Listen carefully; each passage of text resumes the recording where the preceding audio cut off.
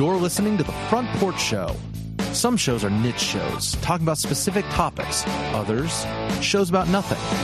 This show is the show about everything. On The Front Porch Show, we'll talk about current events, some news, a little bit of politics, along with a whole lot of life. Welcome to our Front Porch. As the introduction said, this is The Front Porch Show, episode number 52. Jeff, we have been doing this for 52 episodes. I can hardly believe it. That makes it a year, right? 52 weeks? So, yes, this is technically our 1 year, 1 week. Because you and Tombstone were going to do an episode a couple months back that didn't actually work out when I was on vacation. And that's right. We had some technical difficulties. Technically, we're just a little past 1 year old. So, we're starting to walk, gaining our legs, and we can maybe say a word or two. Right. Becoming more proficient in our craft, slightly, ever so slightly, which, it's been a fun year, Jeff. Ever so slightly. It really has been. It has. It's been a busy year. Lots of changes. Lots of things happening.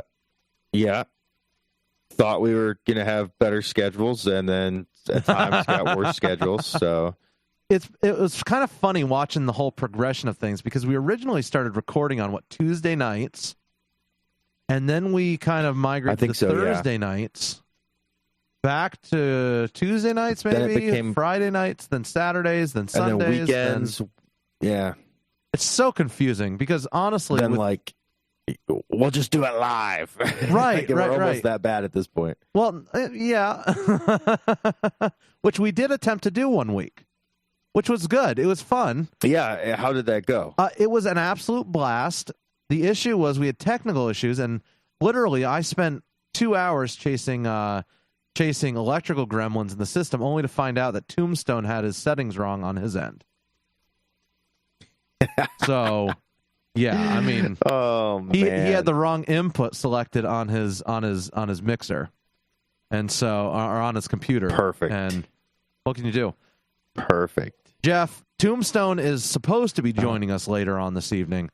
He has been tasked. That is the rumor. Putting one of his kids to bed, which, bless his heart, I'm sure his wife appreciates that, especially with a newborn. But we figured we'd jump right in and try to kind of summarize what's going on this week. Man, we sent a lot of articles back and forth to each other this week. It's been an absolute crazy week.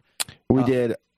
One of the stories that we hit last week that was kind of really close to home was the flooding out here. You actually ended up last week flying over it. Did you see any? Did you see it from the air? No, we were. I did not see it from the air. In my travels, we were there's cloud layer below us. I did fly directly over Omaha, but did not see the water underneath. No, yeah. Now you guys never got flooded at your location, right? No, so we're in the hills, so we're good up where we're at. We're very high above where there's any issues. Biggest issue we've got is we've got a pond on the property that's down below us, and our driveway got covered one time. The wind was blowing the wrong direction, nice. So instead of the water going out over the wall, or out over the levee, it ended up going over the driveway instead. But no, so for the most part, we in our area are fine. We lost some roads. A couple families did lose their houses tragically. In low-lying areas. Yikes. That's just local. But, I mean, as you go out further, there's more and more people who are still without homes. Several dams got washed out. We've had major highways washed out right in our county seat. Major highway going right across the river and just washed right away. So. Now, I know you said that there was a dam near you that was going to give. Did it end up giving, or did it hold? It did go. It ended up going and washed out a city or a town north of it, unfortunately. And just yesterday, I think we lost another dam. And so, yeah, it's still happening, unfortunately. So here's the scary thing. From what I was talking with someone about it today. We still haven't had the snow melt up in the Dakotas and up in Montana. Yeah. We this is early. This shouldn't be happening right now. We don't typically get flooded, I guess, until April, May. Yeah, I mean, but you got a ton of rain. We did. We got a ton of rain. We got 2 inches of rain, and everything melted instantaneously around us. The problem is I was up in Aberdeen, South Dakota the other day, and they've still got 3 to 5 feet of snow, depending on where it's drifted. And all that's got to melt. So that's all somewhere. Coming your way. Oh yeah. Yeah. So we've got cities, down in southern Nebraska and across the Missouri border and everything that they're completely underwater. Towns just gone. We had a couple levees break in one of the major towns down near Omaha, Fremont, and that city went under. I don't know. I think they were saying like a quarter of the landmass of the city went under. But it's really been cool, though. Despite all the tragedy, it's really been neat seeing the community come together. Did I send you the pictures of the airdrops to the cattle that are stranded? If not, I just sent it to you in the chat. I don't think I saw that. I just sent it to you in the chat. All right. The Nebraska National Guard was using Chinooks and airdropping bales out the back. So just to get them to the cows. Just to get them to the cattle all stranded on the high spots. Yeah, absolutely. Now, did most of the cattle make it, or I mean, were there people? We've got a lot of cattle that are dead. A lot of cattle did not make it. Yeah, I was going to say. I mean, you got them in low pasture lands. You try to get them up. Yeah, but I mean, the problem is it happens so fast. And how are you going to move, 500 head of cattle when everything's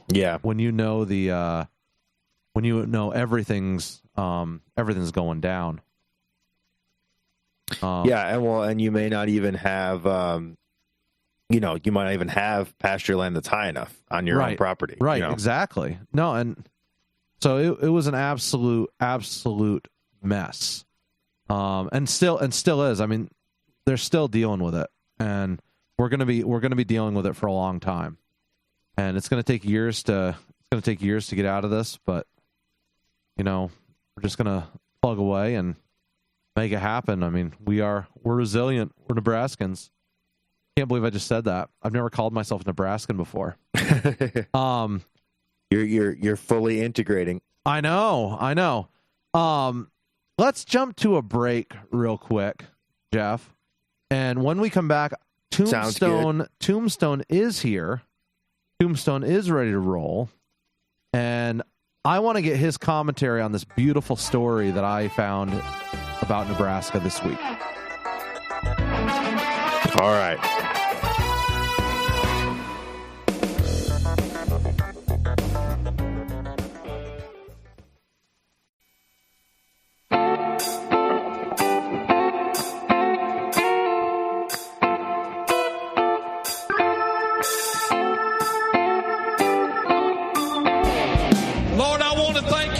Smoking hot wife tonight, Lisa. That was a non-gendered person, Ken, and you just gave it a gender. I tried this one chili that set my mouth on fire, and I had to drink a 2-liter of Mountain Dew. All right, leave this guy alone with his poor constipated poops. We're going to come back and talk about politics. That's what really matters here. Which, of course, we're not talking about politics right now, but, Tombstone, I thought this would be fitting for you. Are we never not talking about politics? There's always a political slant to everything. Everything has a political slant, of course. I think someone we know would call it a slippery slope, but I digress. So we just talked about last segment. We talked about the flooding in Nebraska. I kind of give an update. Airdropping bales out of Chinooks, which is amazingly awesome. It truly is. But I want to talk to you about the gift that was sent from the heavens. Did they ever? Sorry, I'm going to delay you a little bit. I didn't think of this last segment.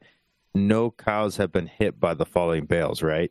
I don't know, but they were dropping them from pretty high. Because that would kind of defeat the purpose. I just thought of that.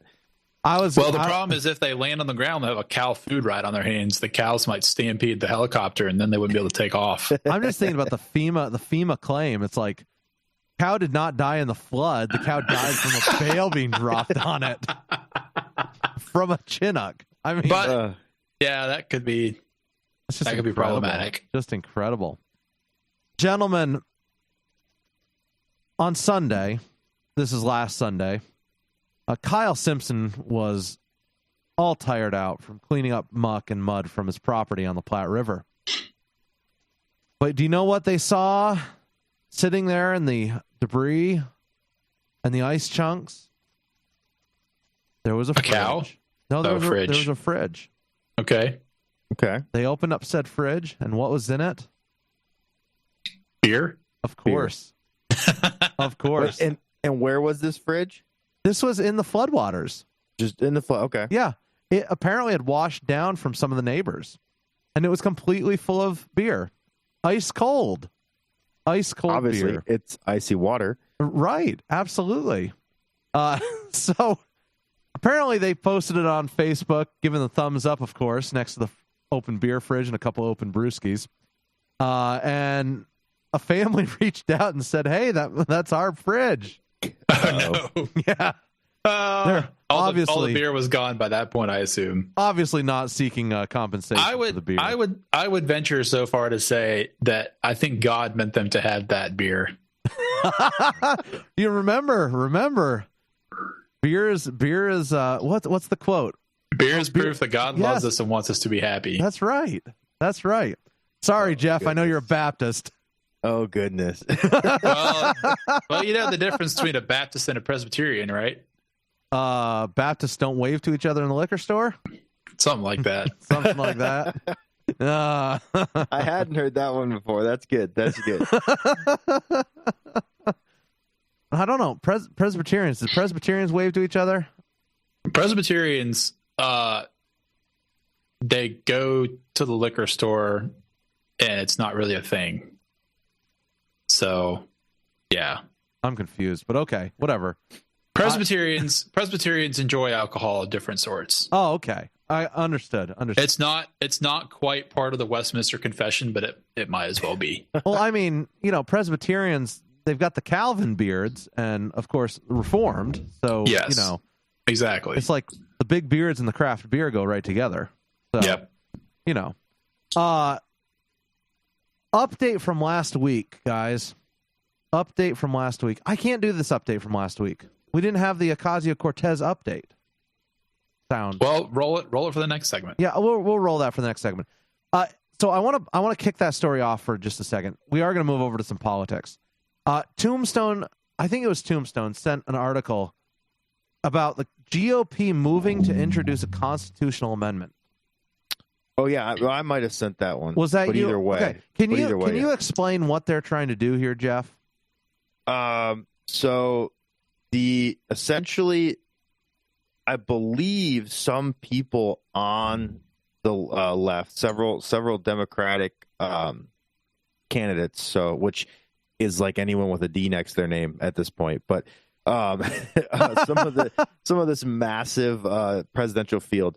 I know Kamala Harris, Elizabeth Warren, Kristen Gillibrand, however you say it, is they've all floated the idea of essentially being open to expanding the number of justices on the Supreme Court, which has happened over time, right? Like it has grown, it's changed. Yeah, we discussed this a couple years ago. When is the last time we've added a Supreme Court justice, though? It's been a couple hundred years, time. right? Yeah. Well, we've only been around a couple hundred years, but it's that's kind of what I was driving at. Yes, it's been a while. We talked about Roosevelt's attempted court packing scheme to protect the New Deal.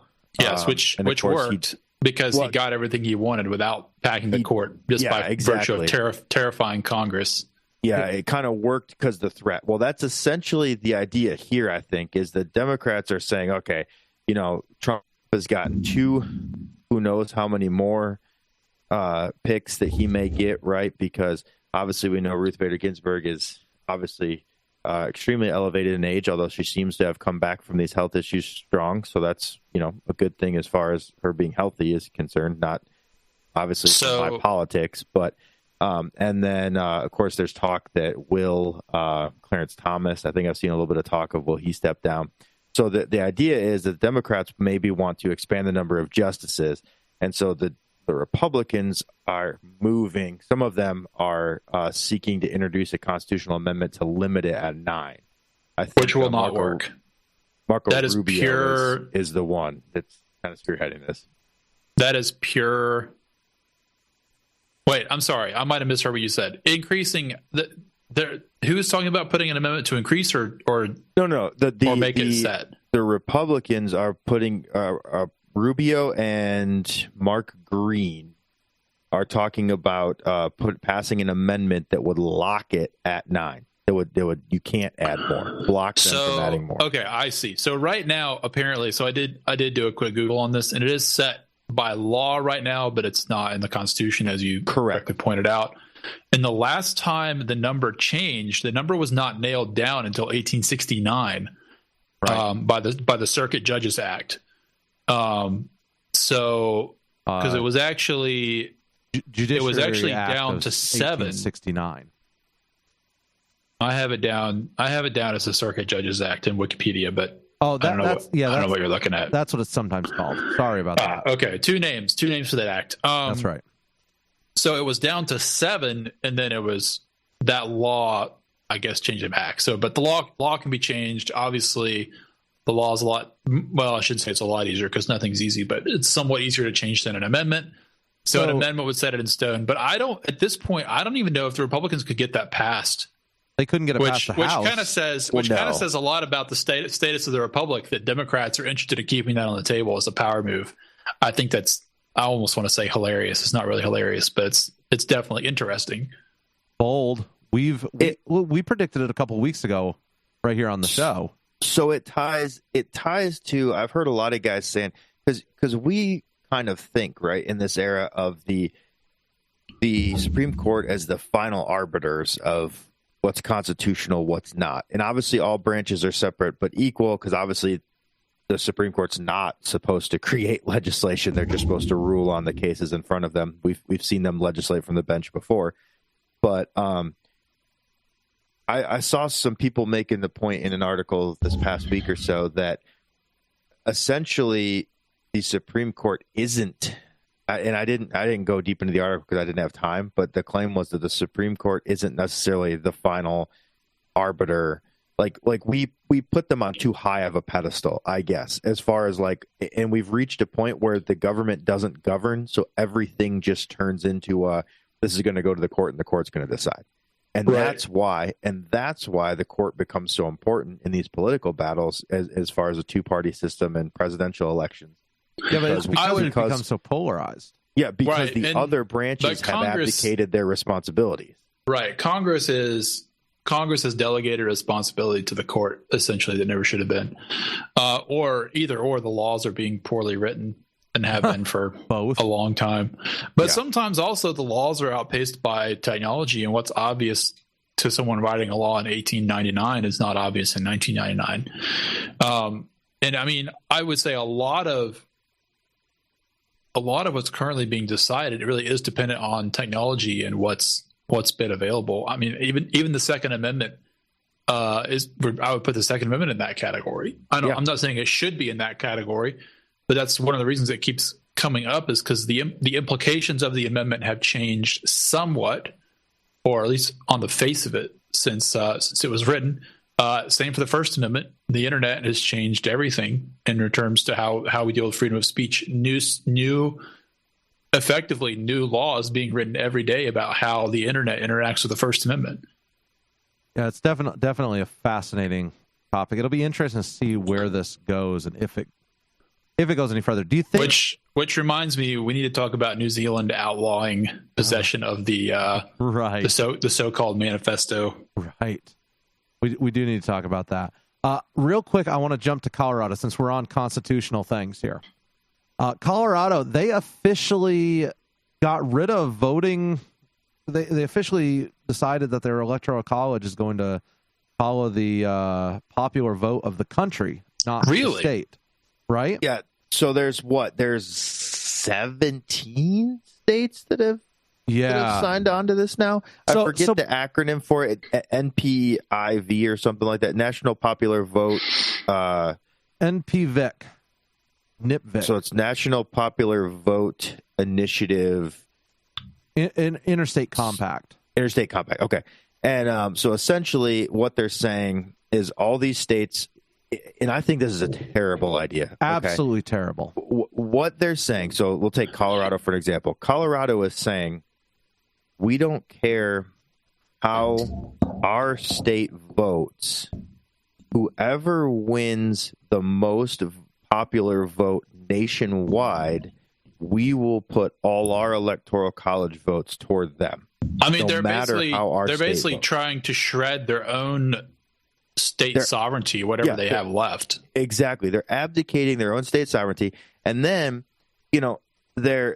the whole deal with this compact is supposedly that when enough states have signed, it's not technically law yet, what I was reading, so there actually can't even be a suit brought against it, because the way it's set up is that it doesn't take effect until 270 electoral votes worth. So enough states that make up 270, which would be enough to elect the president, right?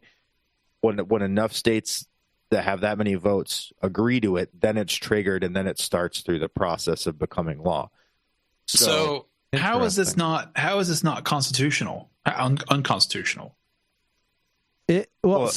So according to the Constitution, you obviously we've got to go to the Constitution.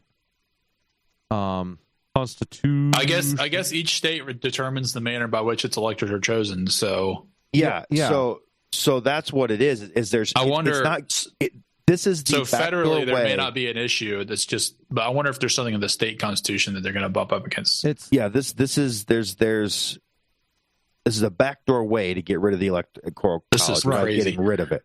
Getting rid of it. So let's just back up. Practically speaking, though, this is probably not going to matter because Colorado is, Colorado's a blue state, and that is almost certainly not going to change. But here's the thing: what happens in 2020 when Trump wins the popular vote? Oh, they're going to lose their minds. Yeah, and I think absolutely. that's better. I think that's better than an outside chance that happens. That would kind of be hilarious, though. Well, never mind. I'm in favor of this law. So let's let it ride. So listen to this, guys. California, New York, Illinois, New Jersey, Washington, Massachusetts, Maryland, Colorado, Connecticut, Hawaii, Rhode Island, Vermont, District of Columbia. You can't tell me that all of those states are going to vote for President Trump if he wins the popular vote, when he wins the popular vote. They seem to think that the only way Republicans have gotten in the last 50 years is by stealing, right? Because you had the whole quote unquote stealing. Yeah, the election. you have the Trump issue, and then you have Bush with those elections, right? So you've got a couple presidents in our lifetimes that won without winning the popular vote, technically. And I don't know. It's one thing, right? If your state says we're going to give, which most states do, give 100% of the electoral college votes to whoever wins the popular vote in that state. Okay, which my state of Nebraska doesn't do that. We do a split. It's fine if your state does that. Whatever. Most Nebraska's a weird state, and you guys are one of two states that have a unicameral legislature as well. We do, and it works. I would like to see more states split it, because I think it would be interesting to see how the splits would go. I know it makes it more complicated, but So here's my thing. I don't think that the electoral college should be held to the vote, to be held to either thing. So look, the popular vote in the United States is simply the voters expressing their interest in the candidate. Those electors in the electoral college should not be bound to vote the way that anyone says they should be. This is why we are in a republic, guys. We are not in a democracy. That is true, and it's a scary thing. Would it be rude if they didn't vote with their state's popular vote? Yes, maybe that would be extremely rude. But do you know what? Have that right. They are here for the preservation of our republic. Did anybody actually vote against their state when Trump was elected? Because I remember everybody was all in a tizzy about that. There were a couple unfaithful electors, I think, in that. That's interesting. That's an interesting question. Do it. Punch in the Google machine. They're called faithless electors. Ooh, well, I'm glad we have a good name for them at least. That sounds like something out of a Baptist hellfire and brimstone sermon. Faithless electors. Apparently, Colin Powell has gotten three electoral votes for president. Bernie Sanders has gotten one. And now Faith Spotted Eagle has gotten one. Yeah, so here Paul you go. Has gotten one. Of course. So validated faithless electors in Texas, there were 2 electors pledged to Trump Pence. One voted for Kasich for president and Fiorina for vice president. Who was that? His name was Christopher Suprin. The other one voted for Ron Paul for president and Mike Pence for vice president. What? That was Bill Green. What? That doesn't make any sense at all. But get this. In Washington State, there were 4 faithless electors. They were all pledged to Clinton Kane. 3 of them. Wait. Let me hang on. I want to guess. One of them, since you already gave me the breakdown, so it's 3 and 1. One of them voted for Jill Stein, and the other 3 voted for Bernie Sanders.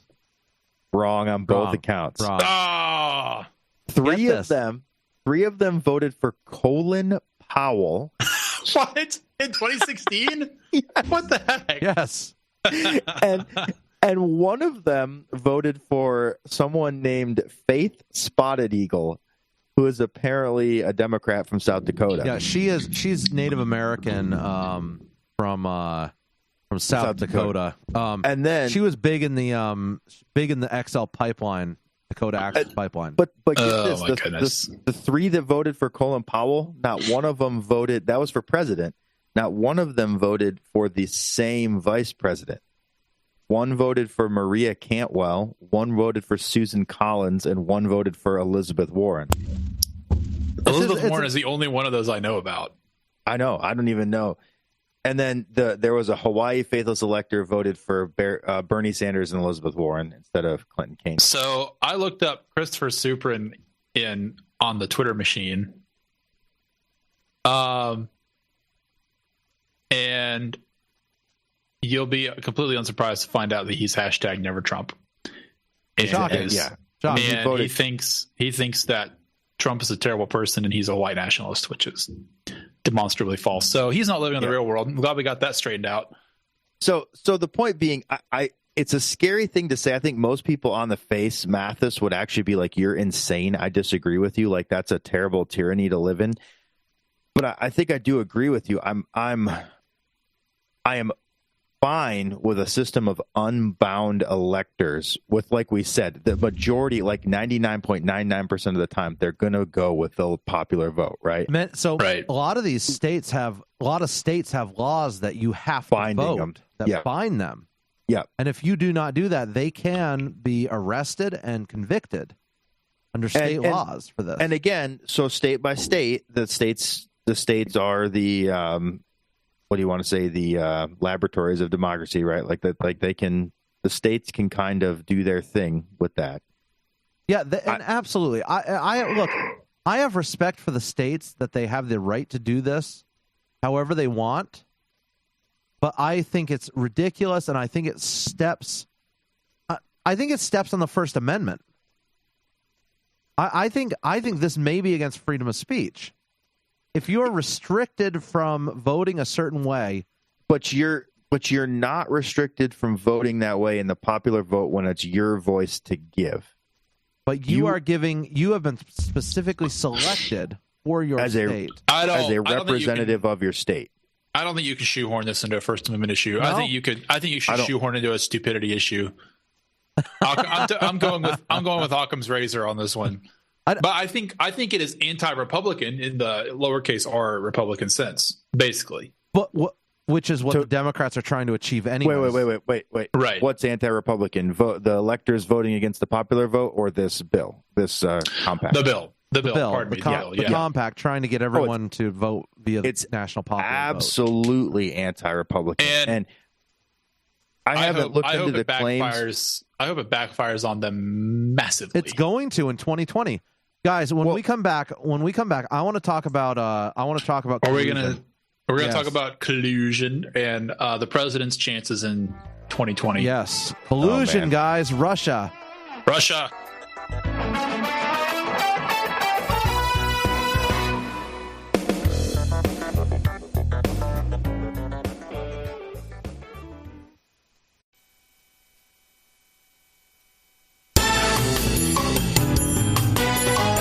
And we're going to build that wall. It's going to be a great wall. And let me just tell you, Mexico's going to pay for the wall. Never, ever give up. Don't give up. Don't allow it to happen. If there's a concrete wall in front of you, go through it, go over it, go around it, but get to the other side of that wall. That's an excellent quote. It's beautiful. I don't want anybody to think that just because, I'm a very marginal Trump supporter, but don't ever think that we're above making fun of Trump, because we absolutely are not. No, look, guys, it's not quite our bread and butter as much as Alexandria Ocasio-Cortez or Elizabeth Warren, but we'll take those shots every single time. Those are metaphorical shots, by the way. We're not taking actual literal shots at the president. Oh yeah, you got to clarify. Secret Service, stand down, Secret Service nerds. All right, we're good. So I'm not going to talk to the rest of the show after that. Fantastic quote. We might as well just quit the show now. I know. This is why I don't give my real name. That's Tombstone at thefrontporchshow.com. I'll be happy to talk to any federal agents. Well, be happy to tell them talk to my lawyer. Anyways, they're already watching you. We all know it. Well, I've been on a watch list since 2010, so it's all good. You and me both. That was when I was living at your house. So, well, that's why you were on the watch list. We all know. I don't know why I associate with you guys. Because we're fun, gentlemen. Friday. You saw this past week the lengths I have to go to protect myself because I associate with you guys. Right? Mutually assured destruction. What are you talking about? Gave away some of my secrets on the Facebook page this week, Mathis. I did? Yes. Mutually assured destruction. Somehow I showed up in a Google search right there next to North Korea. Oh, that's right. And how many nukes are on. Oh, that's right. That's right. Now everybody knows about Jeff's nukes. Jeff knows about your arsenal, your stockpile. You're going to have to move the bunker. You have to relocate to an undisclosed location in the Midwest. To quote Michael Scott, that number is not accurate. It's not up to date. So. Have you been watching it again? Can we play the Democratic candidates as Michael Scott vocalizations? Are we allowed to play that on the air? I can't. Dang it! I know. Post it for our audience. How can these other websites do it then, Mathis? Explain to me. Because it's fair use. It's fair use. I cannot. Due to technological issues, I cannot play it tonight on the show. Okay. I can post it to the show page. All right, post it because it is genius. Why don't you just post it in the up here and we can play it there? Because with the new recording software I have, we have terrible feedback. When I turn on the volume for it. So I apologize, guys. So we won't try and tell you how funny it is. Just go watch it for yourself. Yeah, I will post it. I promise. I will post it to the Facebook page tomorrow. But so far the Democratic field is quite varied, and I think it will be a highly entertaining year and a half until the nomination. So have you seen the latest? You're gonna have to be more specific. The gentleman from. The gentleman from Colorado. That's right, Colorado. Hickenlooper? No. Hickenlooper, yeah. Oh, we can't talk about Hickenlooper. We will this not is a family friendly. This is a family friendly show. I know. All I'm going to say is I'm not so sure it's family friendly with Tombstone on the show, but can we just probably not? Can we just be real here that I don't think look, all I can say whatever Trump is supposed to have done, he didn't do that. All I'm going to say is when I shared the story with my That's all wife, I know how to say it. When I shared the story with my wife, she goes, his mom is my hero. Because she sat through the experience and embarrassed the fire out of him. Yes. I don't understand. Is there something to the story I'm missing? You may be. Yes, I think Tombstone's missing the story. And did she embarrass the fire out of him? I didn't really get that out of the story. Yes, she did. So this is what I get for reading headlines. Thank you, Aaron, for doing the hard work and actually reading articles for the rest of us. You're welcome. So I didn't send you this article. So I'm going to summarize this in very... I love how we're talking yet not talking about this article. In very gentle terms, okay? This is all we do. This is our profession. This is what we do. I've heard it addressed in multiple radio shows, so it's all right. When Hickenlooper was 18 or 19, he comes home from college. His dad has since passed away, and so he's home alone with his mother. And Hickenlooper was going to go to the movies with a friend of his. And he asked his mother if she wanted to go. Well, this was a movie in a red light theater, if you will. It was. Yeah, let's not really go into that. On the rating scale, a theater. It was toward the end of the alphabet. It was next to Z. Yes, right there, and Y, right there. Yep, nestled somewhere in there. And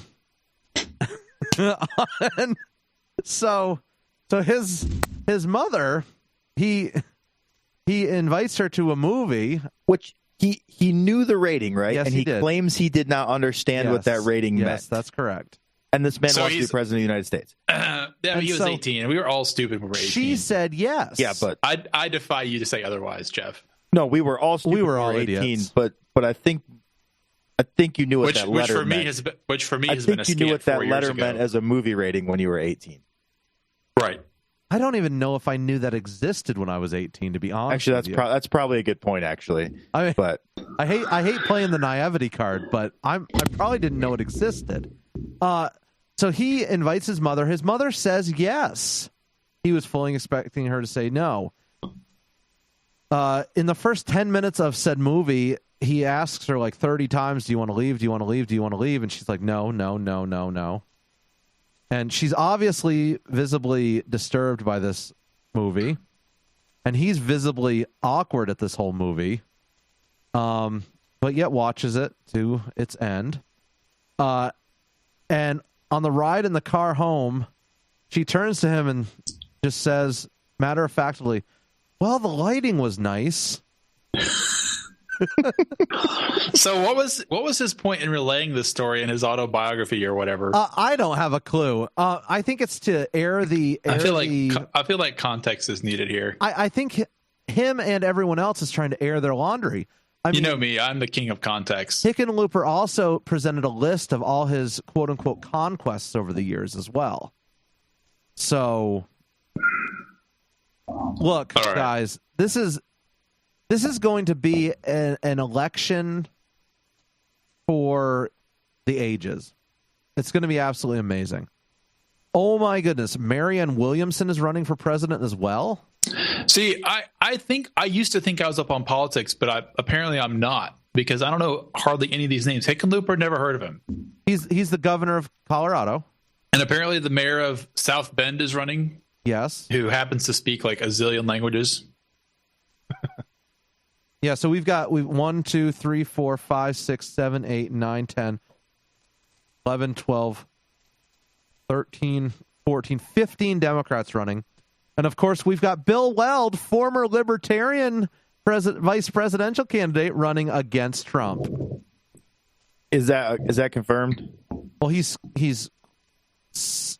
quote unquote running. I mean, you know. Yeah. I don't know. Anyways, doesn't the RNC have to let him run if he's going to run as a Republican? I believe so. Yes, and they probably won't. So yeah, whatever. Bill Weld's literally a fart in the ground, so it doesn't matter. Wait, I thought Bill Weld was a Democrat. No, Bill Weld. Basically. Well, yes. Remember, Bill Weld was. I mean, he supported Hillary Clinton in the election, right? Yeah. So he was the lieutenant governor under Romney in Massachusetts. He then declares himself as a libertarian, goes to the Libertarian Party, runs as vice president with Gary Johnson. Basically, I had to put runs in air quotes because Gary Johnson wasn't actually running. No, he was making some money. I wish it was as obvious to me earlier, which again I'll plead naivete, that Bill or Gary Johnson was running. I think as a spoiler for the Republican, candidate, I guess maybe. I don't know. maybe fluff up his brand. I don't know, because he did a terrible job of it. He certainly wasn't running. So Bill Weld basically said he was voting for Hillary Clinton during that election, which is completely bizarre. And now he's back, and the Libertarians, of course, made this huge thing that he's a lifelong Libertarian and he's a lifelong party member. Have you ever met a group as good at lying to themselves as Libertarians? No. I feel kind of awful saying that, but I think it's true. I am still very involved in the Libertarian circles, but I say that with a little L. Right. Because most of us have gone independent and have declared ourselves independent because we don't want to associate with the absolute dumpster fire of the Libertarian Party. Not to be confused with sovereign citizens. No. Yes, no. But yes, you're correct in saying the Libertarian Party is a dumpster fire. Oh, yeah. Like it honestly, the only thing it rivals it is the Republican Party dumpster fire, which I think that the Libertarians have a bigger dumpster. Lots more flames. Lots more flames. I think the Libertarians have a smaller dumpster with more flames, whereas the Republicans have had a perpetual smolder for the last 20 years. Yes. I think that works. That works too. That's a great analogy. But the difference between the two is that the Republican dumpster will still flatten you if you step out in front of it. Well, that's right. As they tried to do to Amash this week. What happened with Amash? No, I don't keep up. I don't keep up with Amash or Sass. Amash is going to end up losing his seat anyways in 2020 when we do. Who did he upset? He didn't upset anyone, but the Michigan Republicans put out a tweet the other day declaring something about Amash, and everyone's like, "Get him out of office. He's a terrible person." Oh my goodness! Can you reference this tweet for me, because I want to read it? I don't dislike Amash, but he seems somewhat squishy to me. Okay, hold on. I gotta look it up. I know, Jeff, you're not actually from Michigan because you're from somewhere else, not Michigan. But I know you follow Michigan politics very closely. What do I need to know about Amash? What are the quick facts? Also, I love that both of you have Libertarian Congress critters. Aaron, you've got Ben Sass. Now, quote unquote, Libertarian. I have frickin' Lindsey Graham. So just tell me now. Okay, so he's Libertarian. Now, to tell you what you need to know about Amash, I don't know. I don't find him squishy. I actually find him pretty consistent. The trouble is sometimes he doesn't do what the party wants because he's being consistent. You know what I'm saying? I've disagreed with his reasoning on a few things, but he explains. He's one of those guys that tries to explain every single one of his votes on social media. And he comes from a really conservative district of Michigan. Which is not a place that you're from at all. Well, we've addressed it before. It is a place I'm from. So. Oh, okay. I'm trying to help you out here. So what did Amash do what did they say about him, rather? Honestly, I'm not exactly sure what he supposedly did, but I saw a bunch of tweets underneath, or a bunch of Facebook posts underneath underneath a post that they were just excoriating him. You realize you've just described half of social media, right? I know. You're gonna have to be more specific. My point being, it was just completely inflammatory. I'm seeing if I can pull up the. So it was a hit job. Was it the Michigan GOP or it's Michigan Republican Party is the page? I can't find the exact quote. Was it because he voted because he voted no on the whole emergency thing? It may have been. It says I thought that was a Sass. Did Sass vote against that too? The comments were Upton and Amash should be voted out. Good, now do something about Upton and Amash. Either get them in line or find the replacement. But see, these are probably the rabid pro-Trump Republicans, right? Well, I don't know their affiliation. Who am I to judge? Well, I'm saying it just sounds like the reaction out of all the like rabid Trump people when any Republican has like takes a principled stand because he does something non-conservative, and then the instantaneous cry is, this person's an evil idiot that's never done anything good, get him out of office. Like that's the instant reaction. So that's why I hate it. I hate it when Republicans are herd animals because they're not any more attractive than the Democrats, and the Democrats do it. And so, and I don't know, because we've kind of gone long here, and have we even gotten to what you wanted to talk about? Yeah, what were we going to talk about? We were going to talk about. Oh, I found the post. Hang on. Here we go. It looks like it's completely unrelated to anything about. It is. It's completely unrelated. Apparently, they just have a hate club. They do. For Amash. They absolutely do. That's hilarious. Nice. Yeah, that's even better than I thought. So to answer your question, Jeff, Amash didn't do anything. He's existing. Yeah. He's just in this mortal plane. That's all he's doing, and he's making people mad. Quote from Patty on this post. Patty. I'm sick of hearing Amash is for the Constitution. You could be for the Constitution and the president. Doesn't the Supreme Court uphold the Constitution? Didn't President Trump win the Supreme Court? Oh my word! Oh my goodness! The rationale. What does that even mean?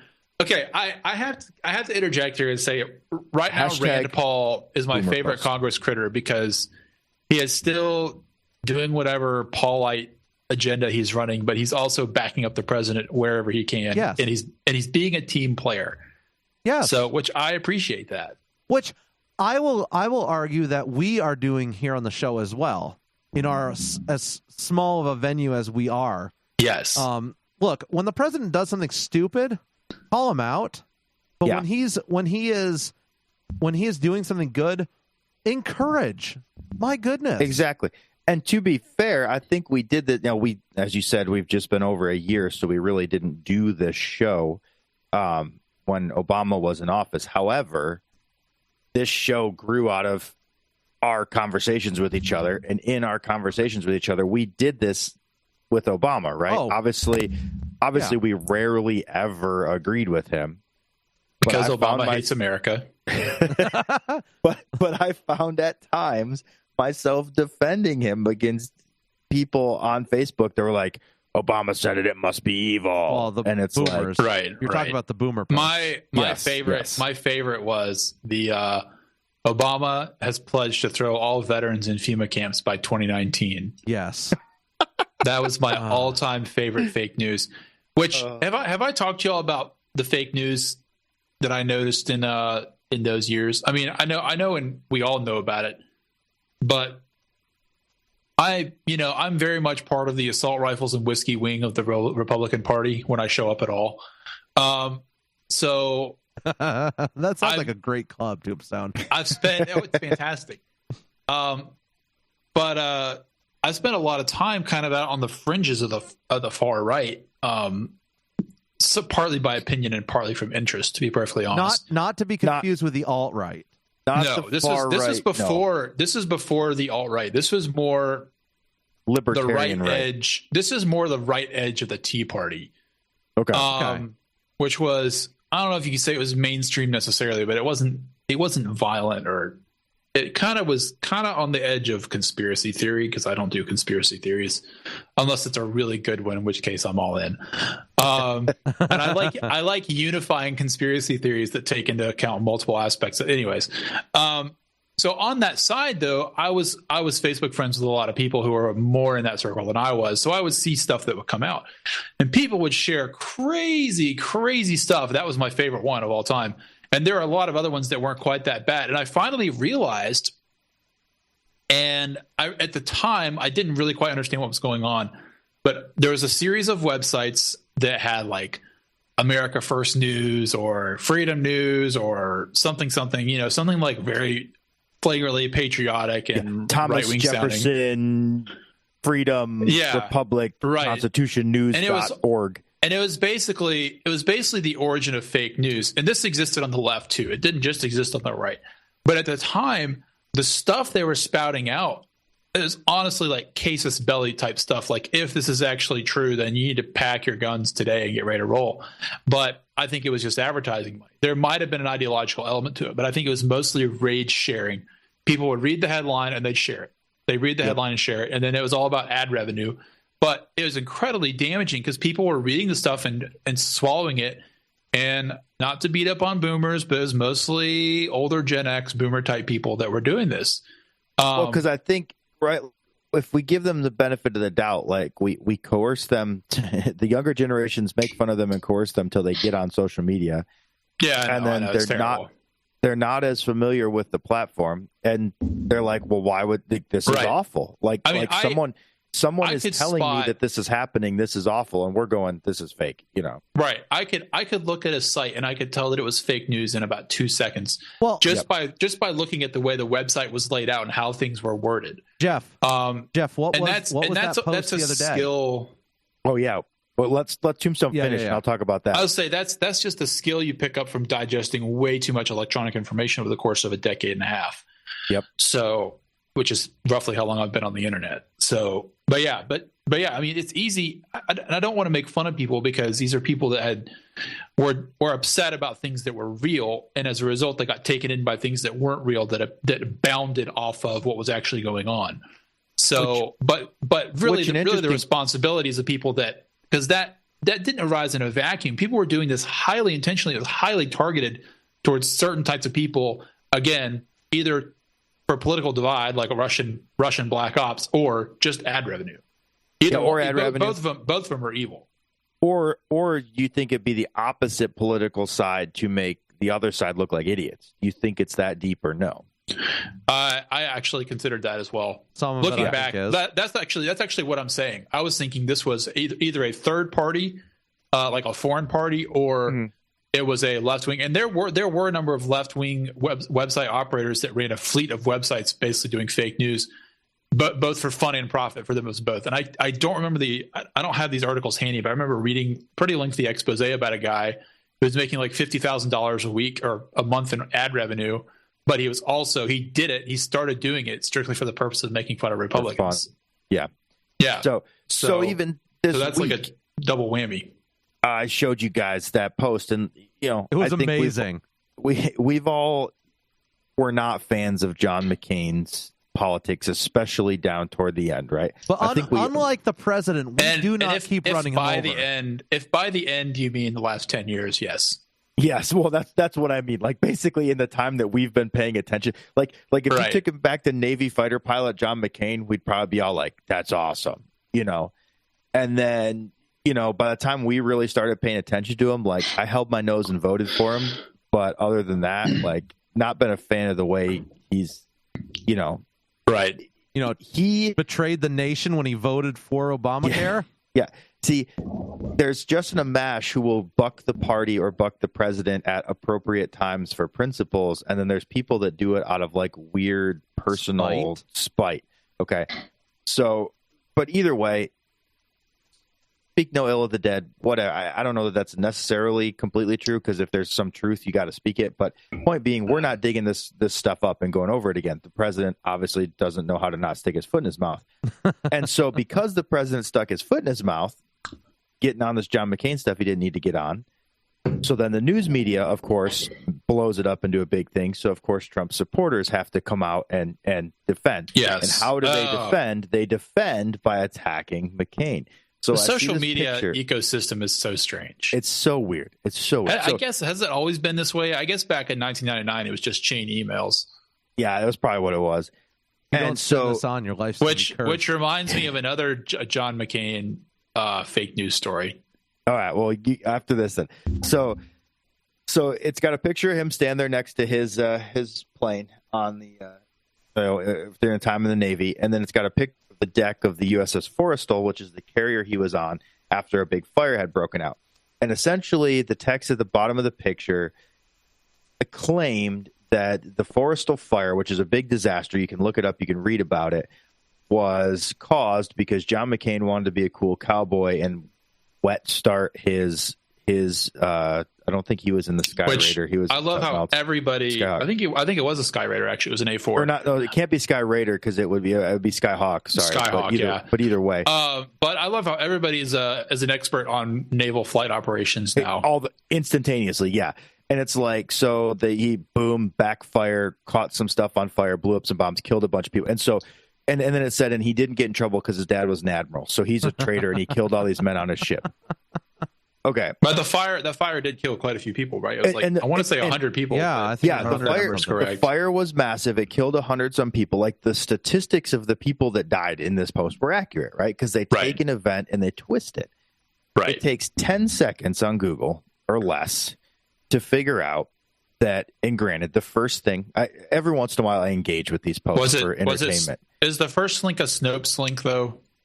No, I did not go to a Snopes link. I didn't even Google. I Googled Forrestal fire because I knew the fire was probably a real event. So I was like, I'm just going to read about the fire. Right. So Wikipedia, of course, had it. And I know, like, it's this weird thing where I don't, again, older people using the internet, I don't think understand us millennials because at one point we're bashing Wikipedia and the next point we're using Wikipedia. And the point is Wikipedia is a aggregation point. Like you put in Forrestal fire, you look it up. Now there's a bunch of information with the links. You verify the links. Aaron and I talked about this last week. It's the exact same thing. Like either I would honestly say the same thing for Snopes, although Snopes is not. It's obviously worse. Yeah, but either one will give you enough information to start. It's a starting point. So I provide some Wikipedia information. Nobody really responds to that. Like I just say, could you do some research because here's some information. And they're like, he did do research. And I'm like, no, he didn't. He just shared a picture with words on it. And so I looked up. Sharing memes is not research. It's like the iron law of the internet. So I looked up the actual JAG report from 1969 from the U.S. Navy. Mad props. That went into this. And it essentially came down to a series of unfortunate events, really. We've been bombing Vietnam so much that we were running out of the types of bombs these aircraft carried. They were pulling up old stores of them out of munitions bunkers that really had started, the explosive in them had probably started to decay a little bit. They were thinner bomb shells than the new bombs that were supposed to be rated for fireproof and stuff like this. So during powering up an airplane, an electrical charge caused a missile to go off on an airplane on the deck, the aircraft carrier. It went across the deck and struck the fuel tank of another aircraft. Neither of these were John McCain's aircraft, but they were parked near his aircraft. He was actually in his aircraft at the time when this happened and caused a fire. The missile didn't explode because its safety was on, but it caused a fire. All these bombs were stored on deck that they had brought on board that were these older bombs and didn't have as good of a fire safety rating, etc. Those bombs cooked off in the fire and jet fuel fell through the decks of the ship, and it was a wreck. It was a bad situation. But it was all from a very believable series of government logistical issues, really, when you're pushing a unit as far as you were in the prolonged Vietnam War. Was this before or after he was captured? It had to been before. I know it's before. I'm being a jerk. Don't be a smart butt.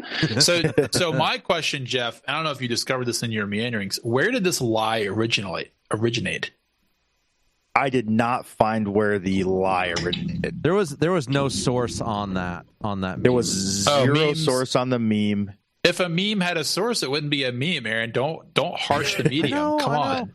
Look, all my memes are humorous memes, Tombstone. I never delve into the factuality of I actually don't remember the last time I've shared a political meme. I'm sure it's been more recently than I would like to admit, but I try not to do it often at all for that exact reason, because, first of all, for me, Facebook is an intelligence gathering device, not a propaganda device, but that's personal preference. Guys, real quick before the end of this segment, which has been a long segment. Collusion with Russia. Has it been found? That's a negative. That's a big old negative. We need it. That needs its own segment. Ghost Rider. That needs its own segment. Tombstone, we got to come back to that. Tombstone apparently needs an entire segment to talk about Trump more.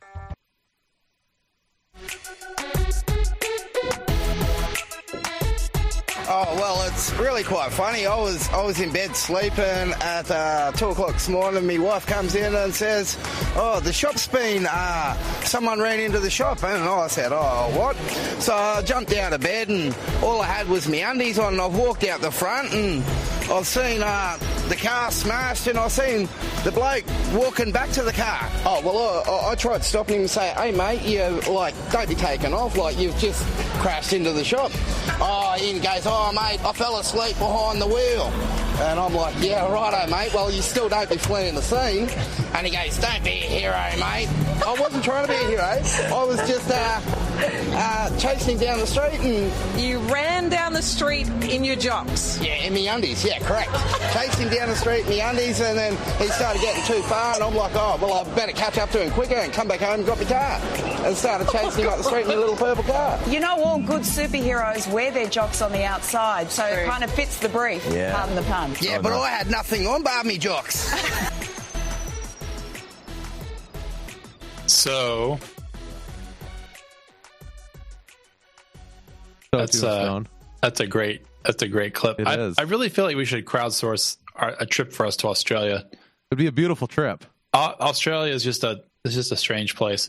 It's entirely peopled by criminals, as we know from The Princess Bride. That's the draw, Tombstone. oh, that's right. But no, that last segment plus the Mr. Jocks there put me in mind of the old saying that a lie gets halfway around the world while the truth is putting on his pants on, something to that effect. Well, it's just scary how fast and intentional. And the thing is, it kind of goes back to what we were saying about fake news. These lies are arising organically, but they're also highly evolved to target a specific audience, so they get virally shared. Yes. And we used to see that with the old chain emails. Well, it's they are literally a virus. Yes. In the PR game, it doesn't matter whether it's the truth or not. If you tell a lie, if you tell a lie about someone, it's going to damage them. Yeah. Because think about it. For everyone that has seen that, not even clicked on it, scrolled by it, read it, and thought whether they thought it was true or not, or thought it was half true, you can't contact every single one of them with the truth, right? And show them that it was wrong. Even if you could, a great portion of them wouldn't believe the truth that you gave them, either because of the law of primacy, they saw the other things, or their biases. They want to believe that he's this bad guy because he offended their God King Cheeto Emperor Trump or whatever, you know. And yeah, it's so apply that same situation that we were just talking about here to the Russia collusion. For the last 2.5 years, what have we been hearing? Plus years. PP tapes. My word. PP tapes. Guys, when the Mueller report comes out from his host. He's host, guys. He's host. Mueller, hashtag Mueller time. Hashtag Mueller knows. Hashtag, what are the other hashtags? Hashtag it got released on Friday, Jeff. Listen, I can tell you all, Daily Kos is absolutely insane right now. The entire I look left in there occasionally. The entire left is going nuts. Everybody knows. Of course, Daily Kos is doing damage control. They've posted a picture of James Fields from Charlottesville, typical. But everybody's retconning what they've been saying for the last 2 years, which is hilarious. So it was really, I'm not patting myself on the back because, well, I'm trying not to pat myself on the back. I hope it was as obvious to you guys as it was to me, but there was never any there when it came to Russian collusion. Yes, I think. And there's one very simple reason why, because there were two completely opposite set of facts that the same people espoused. And that is that Trump had hookers doing really weird stuff in a hotel room in Moscow. And at the same time, Donald Trump Jr. was meeting with the Russians in Trump Tower in September of 2016, whatever it was. Those two things cannot both be true. If there was a back channel, it had to have come before, not after. or not right before or right after the election. So I think what's really interesting is because this has been proven that there's no collusion. But people believed both those things simultaneously, and they did not see an issue. Just like Eric Prince, everybody was like, "Oh, Eric Prince, he had all these shady Middle Eastern connections and shady." Look, guys, Eric Prince was supposedly having a secret meeting in the Seychelles. What was it, January of 2017? It doesn't make any sense that you can't collude after the fact. The whole point of colluding was to throw the election, but see, that didn't was happen. The result was there though, so it set a horrible precedent. The implications of everything being false is that you have the Obama administration secretly wiretapping a political campaign. Was the wiretapping ever proven? And then, that's how they got the FISA. That's how they got the FISA warrants were the result of. I'm sorry, the wiretapping was the result of the FISA dossier.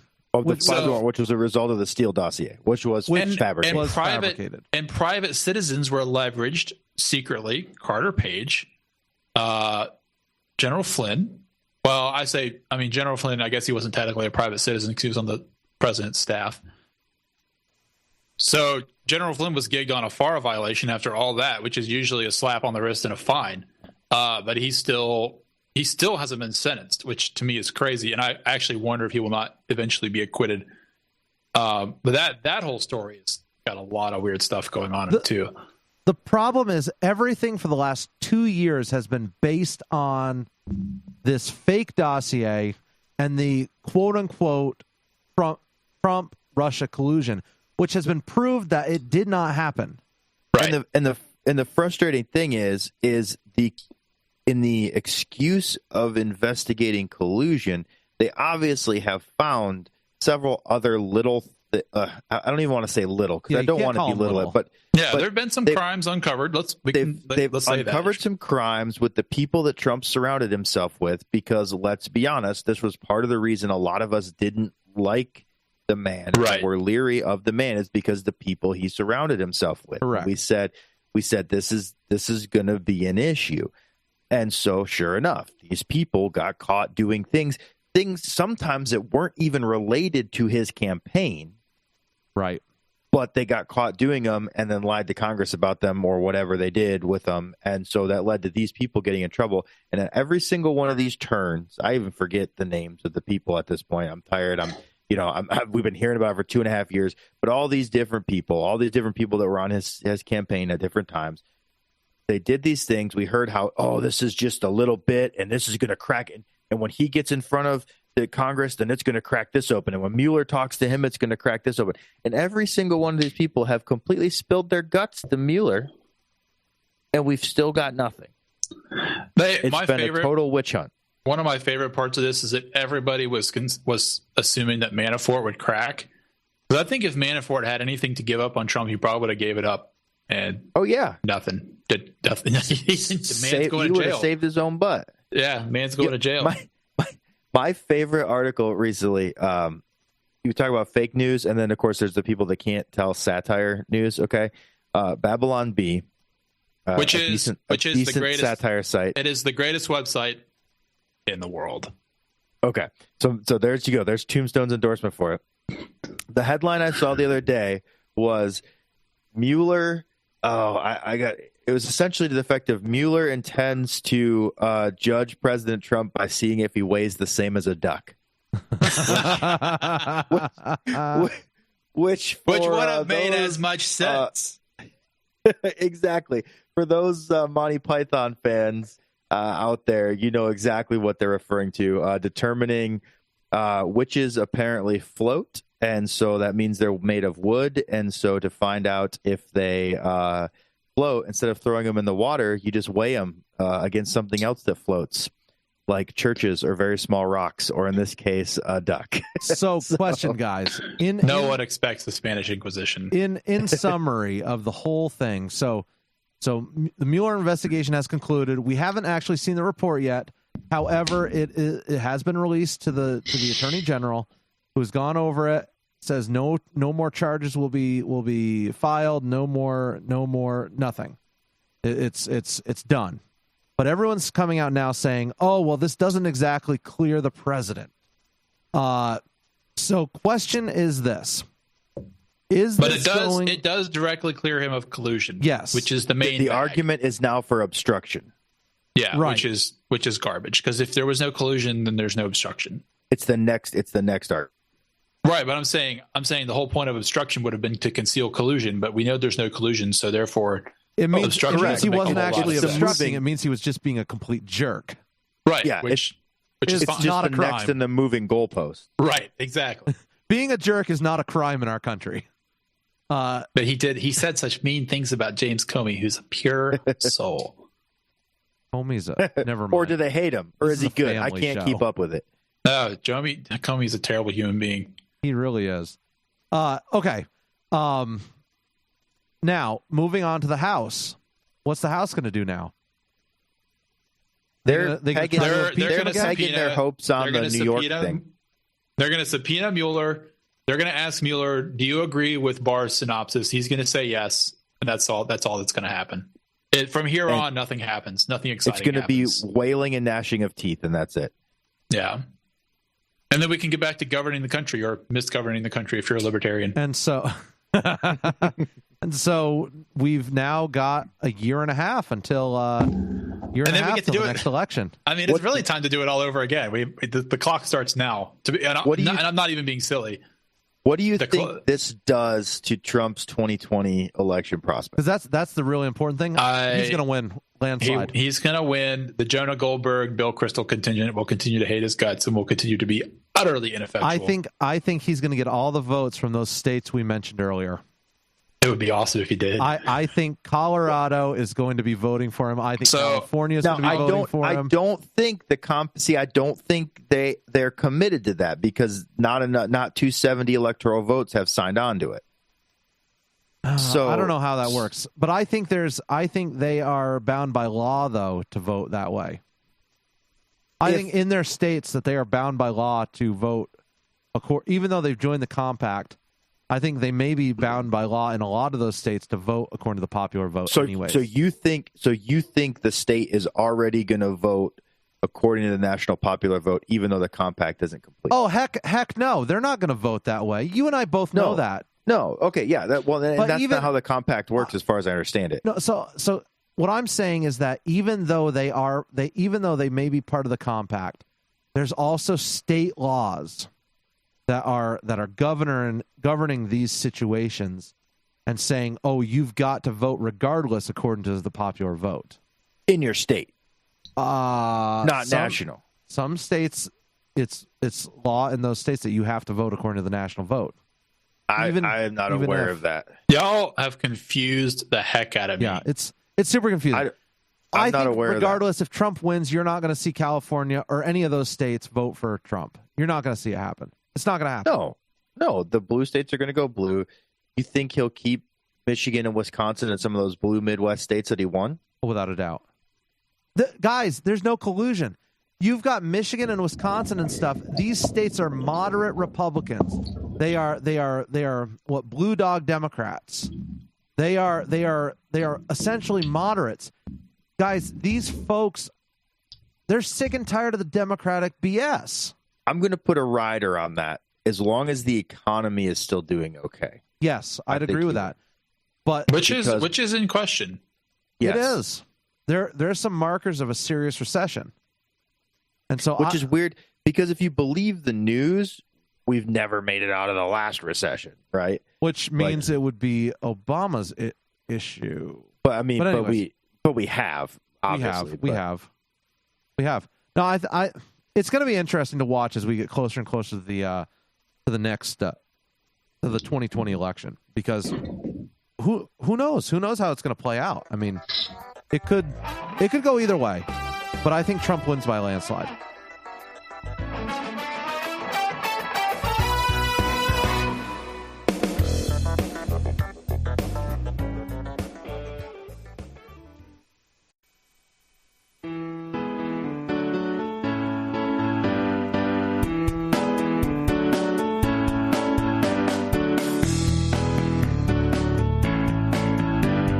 Not only are we going to New Hampshire, Tom Barkin, we're going to South Carolina and Oklahoma and Arizona and North Dakota and New Mexico. We're going to California and Texas and New York. We're going to South Dakota and Oregon and Washington and Michigan. And then we're going to Washington, D.C. to take back the White House. Ah! So in the words of my late friend Aretha Franklin, show some R-E-S-P-I-C-T.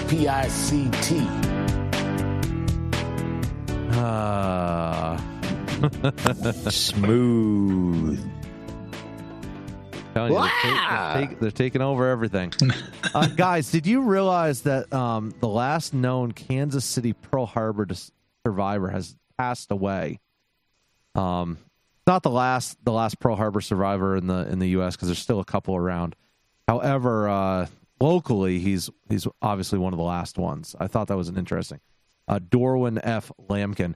Guys, these folks who survived the Pearl Harbor attack there's not many of them left around anymore. Well, and you think about it, so they survived the Pearl Harbor attack, and then they survived World War II. Yeah. Yeah. Because they were in the service at the start of it. So just amazing. Absolutely incredible. We talked about it back on Pearl Harbor Day. I think there's I forget how many folks are still around from that. But there's not very many left anymore. And I think this year was the first year that folks were unable to make it. We talked about that back when we discussed Pearl Harbor. I wanted to talk about this article that you sent, Jeff. I've got to admit, I'm a little bit confused about the article. I am as well. Because this is the headline. Woman shot herself in the back of the head, or shot herself in head, while cuffed with hands behind her back during traffic stop. In suicide, police say. 19-year-old woman, this is in Virginia. She somehow, with her hands cuffed behind her back, shot herself in the mouth when she and her boyfriend were arrested. When she and her boyfriend were arrested in a traffic stop in Chesapeake back in 2018. So they say that they arrested him in a traffic stop. They found drugs in the vehicle. They handcuffed her, and then her boyfriend tried to flee the scene. So they start chasing him down. They supposedly left her there handcuffed with her hands behind her back. And then this is the sentence. Well, unattended, police say, she was able to grab a weapon out of the Lexus, contorted her body, and shot herself through the mouth. Guys, how is that even possible? If you can get the cuffs around the front. There are people that can do that. Yes, but she was found with the handcuffs behind her back, was she not? There's no way she shot herself through the mouth and had her hands cuffed behind her back. But that's what I'm saying. She was like, from what I'm reading here, it seems like, yeah. So see, they aren't clear with their article. So it should be pretty easy to ascertain if there was anybody close to her when she died. That should be pretty easy to ascertain. Well, right. So the claim is that they were pursuing the boyfriend. Right now, the body cam footage is unavailable. So the body cam footage really should tell you. Because if all the cops involved left the scene, she was alone, the body cam was on the ground near the vehicle, then and nobody came back to the car. They were both chasing the boyfriend. According to Wilson, who is Wilson is Sarah Wilson. This would be her mom, Dawn Wilson. The body camera malfunctioned. So apparently, one of the officers was wearing a body cam. It says that it came off. It says one of them came off. I don't see that it was a total malfunction on both body cams. Interesting. This was a different article that says malfunction, but it probably fell off in a chase or something. I'm just super confused here. You're right, because the way the news article puts it, because Toom is right. If she started with her hands behind her back and is one of those people that can do the flip down below your legs round, which is hard, but some people can do it. Right. None of us are flexible enough to do that. No. Then the question becomes, like the mom is saying, she doesn't know how to shoot a gun. She's never held a gun. She's never seen a gun. Well, she's with her boyfriend who apparently was being watched for drugs. So there's probably a side to her life that her mom doesn't know. Correct. Yeah. Can't trust the mom, sad to say. But it's really questionable circumstances, right? Right. And so I'm reading here. Obviously, this guy seems to be a dealer. He swallowed a golf ball-sized baggie of an unknown substance. They found gun paraphernalia, rifle ammunition, and oxycodone in the car.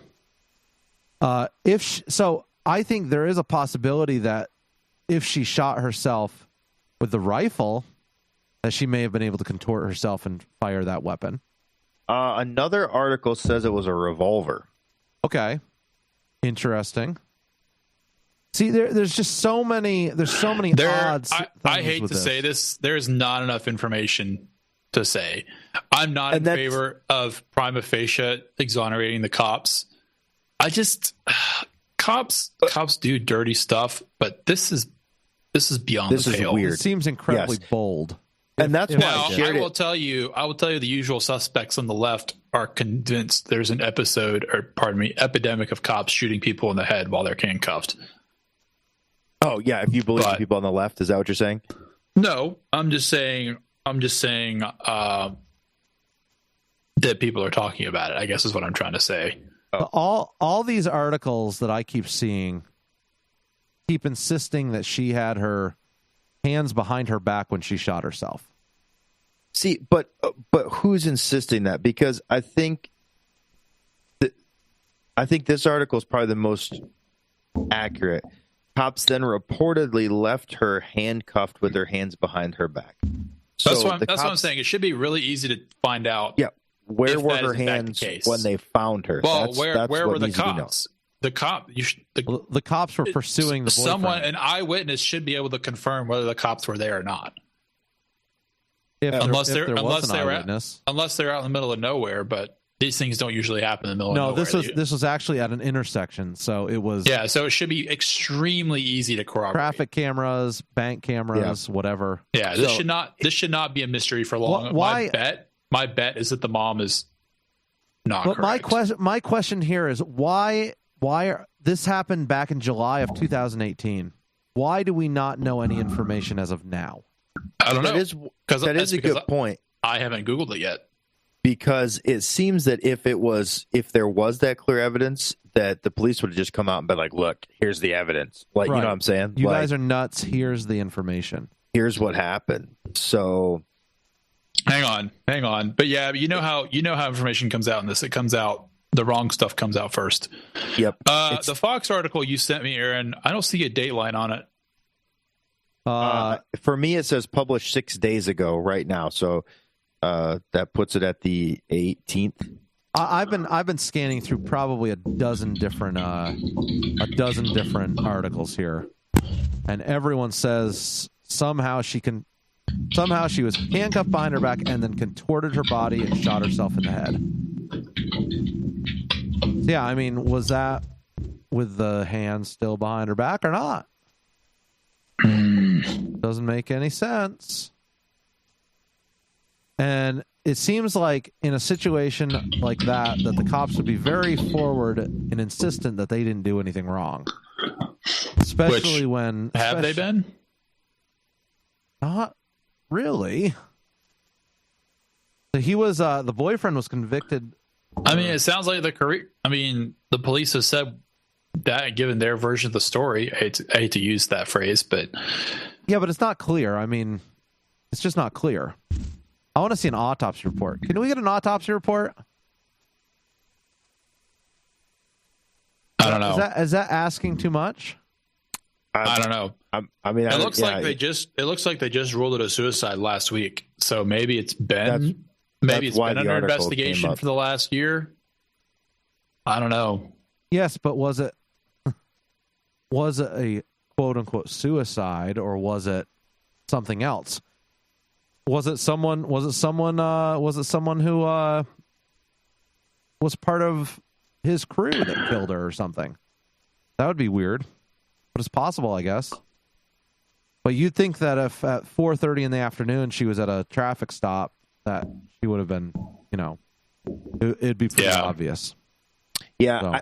And this is why I sent it to you guys, because it's an interesting article that feels like it's lacking facts. This may be a case of the dog that didn't bark. Like, if there was an eyewitness that contradicted the police report, it seems like that person would be in the news. Oh yeah, absolutely. Well, you'd think so, but unless they were also shot in the back of the head, right? Twice while handcuffed. I was going to say the only thing that's the saving factor in this is that she wasn't shot twice. True. Unlike I want to make a really bad joke, and I'm not going to. Yeah, don't do it. I went far enough. Aaron at thefrontporchshow.com for any hate mail on that. You guys kill me. I know, guys. I want to bounce over to another gun article gun story that I think Jeff you sent me. Oh, I did? Yeah. A man apparently was trying to kill a cockroach when he throws a shoe with a gun in it at said cockroach, and the gun fires. So I did actually read that article, and that's another case of not enough information in the article. No, there's absolutely not. Where is that link? I feel like it. Yes. Some days I want to be a journalist just so I can fix articles like that, because it really annoys me. You mean articles with 5 sentences that say, and I'm going to read the entire article, which is from Click on Detroit, which is a legitimate news source. That's actually rapidly becoming our favorite news source here at the Front Porch Show. It's a man trying to kill a cockroach ended up with a bullet wound in his foot Tuesday morning. He's lucky he didn't bleed out on the floor. Police said the 50-year-old man who uses a wheelchair threw his shoe at a cockroach in an effort to kill the bug. However, his revolver was inside the shoe. The gun fell out of the gun fell out of the shoe, discharging, and the bullet struck him in the foot. His condition is unknown at this point. So, okay, first things first, I guess we're going to have to add Michigan man or Detroit man to the list of segments, because this is just, if it happened the way the story reports, it's amazing. Guys, guns don't just go off. That's what I'm wondering, right? Like, unless it's not a modern revolver, which is possible, because if you're the kind of person that would throw a shoe with a loaded gun in it, it might be a gun that's not even necessarily technically a legal firearm. Correct. Ooh. And this happens in a rough area of Detroit. It might be like a 22 pin fire or something like that. You know? It could be, or it could just be an old revolver that you got sitting around, right, that you've had for years. Or it could have been an SKS without the spring on the firing pin. Well, that's a different story. I mean, you'd have a hard time feeding that into a shoe, but yes. yes, I agree. But I'm just saying, older firearms sometimes don't have the safety mechanisms like newer firearms that keep them from firing when, Well, if you think old school revolvers didn't even have a firing pin. It's a straight up, the pin is on the hammer. Yeah, that's why, like, the old Colts, you get guys who don't carry one under the hammer. As God and Samuel Colt intended, yes. And so you don't carry one under the hammer because you drop it goes off, right? So if it was one of those older style revolvers, and like Tombstone said, they don't specify, I bet you that's what it is. I bet you it's a 22 revolver with that style hammer on it. Guys, I want to know how the cockroach ended up. That's a very good question. Did the cockroach make it? Doubtful. Did he make it at all? I don't know. Yeah, man. Gun safety, guys. I hate using the term, but I am completely rabid when it comes to gun safety. So what you're saying is you don't carry revolvers inside shoes? No, man. If you're going to carry a gun, we've had articles like this the last couple of weeks. Guys shooting their stuff off because they're carrying appendix carry, in their shorts. Were they carrying appendix carry with an appropriate holster? No, or they just have, it's just shoved in their pants. Yeah. And holsters, look, guys, holsters. If you're wearing gym shorts, you do not put a gun in the waistband. You're an idiot, and you deserve to get your nads blown off. Did I just say that? I did. Yes. Oh, my goodness. I'm not editing that because it's true. You deserve it. You absolutely deserve it. Yeah, we call it a Darwin Award. You have effectively removed yourself from the gene pool, and that's okay because survival of the fittest. Look, when it comes to gun safety, as I said, I am super, super nervous about firearms. I used to, before the canoe accident, I used to have a fine collection. But Tippy canoes back then, of course, I always had a holster and always holstered said firearm when in use, and then stored in a safe condition. Were the holsters also lost in the canoe accident? Unfortunately, yes. Everything. Man, holsters are expensive. Holsters are expensive. They are, especially when you order from a company in Idaho that produces a fine holster. Alien Gear. It's like, yes, those are expensive. A small plug for them. A fine holster, though. Very nice holster. I thoroughly enjoy mine. Gives appropriate retention, and I am still, completely intact. So use a holster, guys. Use a holster.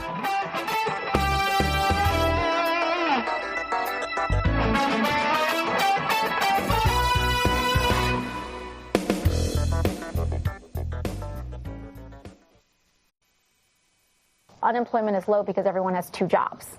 She got them realtor eyes. We're going to flip this seat red in November. I can always tell by realtor eyes. She got them.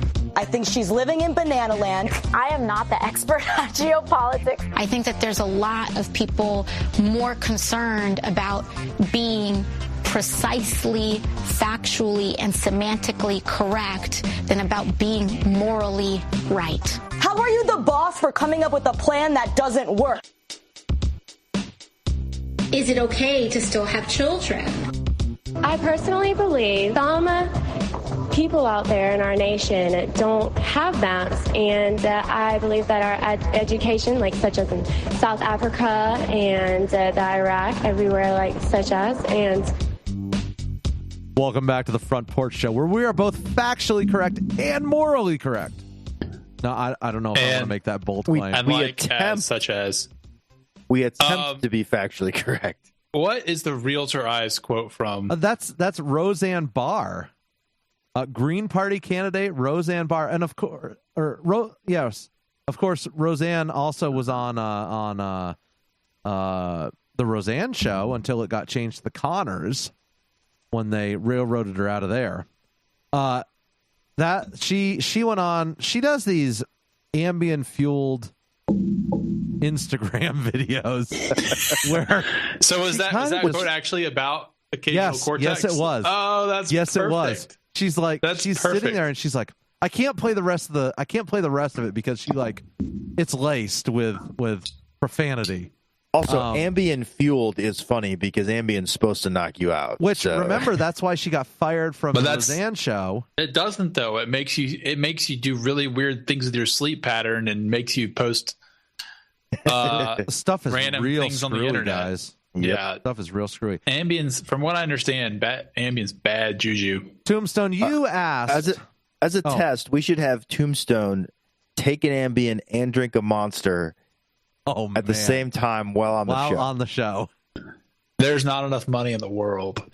That would be amazing. No. It would be pre-recorded so we could edit it, Tombstone. No, it would be awful. Tombstone, you made the comment last week when we were talking about Ocasio Cortez's late tax bill. You said, odds are she's paid it already and we just haven't heard about it. I did say that, and I was wrong. You were absolutely wrong. As of March 23rd, which is Saturday. I'm mystified by the why. Why can't she come up? What was it, $1,500 or whatever? It's $1,800 in unpaid corporate taxes. It doesn't make any sense. When she set up a company in the Bronx to publish books about city children. Why would some greedy, evil corporation try to get out of paying the taxes it should pay to provide security to less fortunate? My only comment on this is that corporations are people, yo.